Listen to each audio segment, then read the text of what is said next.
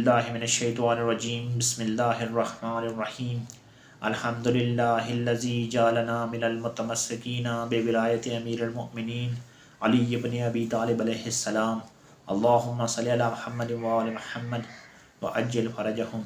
دیکھنے والوں کو السلام علیکم۔ اللہ تعالیٰ قرآن مجید میں ارشاد فرماتا ہے بسم اللہ الرحمن الرحیم یا ایھا الناس اعبدوا ربکم الذی خلقکم والذین من قبلکم لعلکم تتقون۔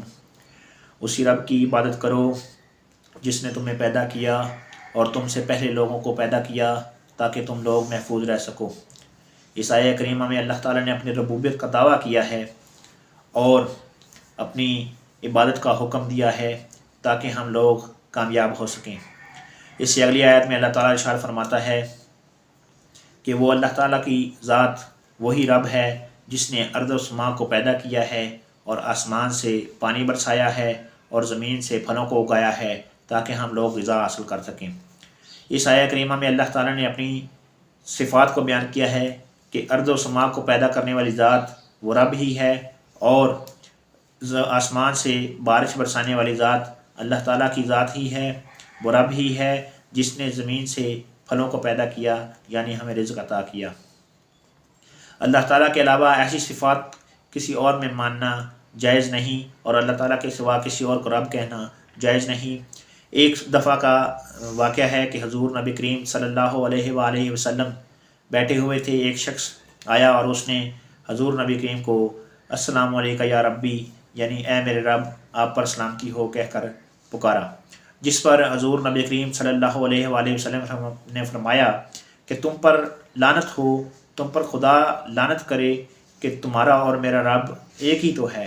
یعنی حضور نبی کریم نے اس چیز کی نفی کی کہ اللہ کے علاوہ کسی کو بھی رب کہنا جائز نہیں۔ آج کچھ لوگ حضور نبی کریم صلی اللہ علیہ وآلہ وسلم اور ان کی آل کو رب کہہ کر پکارتے ہیں، یعنی اس چیز پر فخر کرتے ہیں کہ وہ ہمارے رب ہیں، جبکہ یہ نظریہ نہ انہوں نے دیا، نہ ان کے گھر سے نکلا، نہ یہ قرآن کے مطابق ہے، نہ یہ حدیث کے مطابق ہے۔ یہ نظریہ آل محمد کے نظریات کے ہی خلاف ہے۔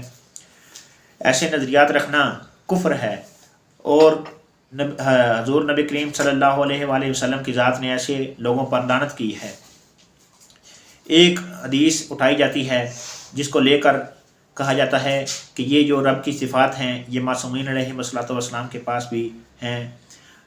وہ حدیث یہ ہے کہ معصومین علیہ السلام نے فرمایا ہمیں رب سے نیچے رکھ کر ہماری شان میں جو بھی کہو وہ سب درست ہے، جبکہ اس میں خود عقل والوں کے لیے نشانی ہے کہ معصومین علیہ السلام نے خود فرما دیا کہ ہمیں رب سے نیچے رکھو، یعنی جو رب کی صفات ہیں ہمیں اس سے نیچے رکھو، نہ ہمیں رب کہو اور نہ رب کی صفات ہمارے اندر تسلیم کرو، ہمیں رب سے مت ملاؤ، رب سے نہ ملاؤ بلکہ ہمیں رب سے نیچے رکھو، ہم رب سے بعد ہیں، ہم رب کے ساتھ نہیں ہیں۔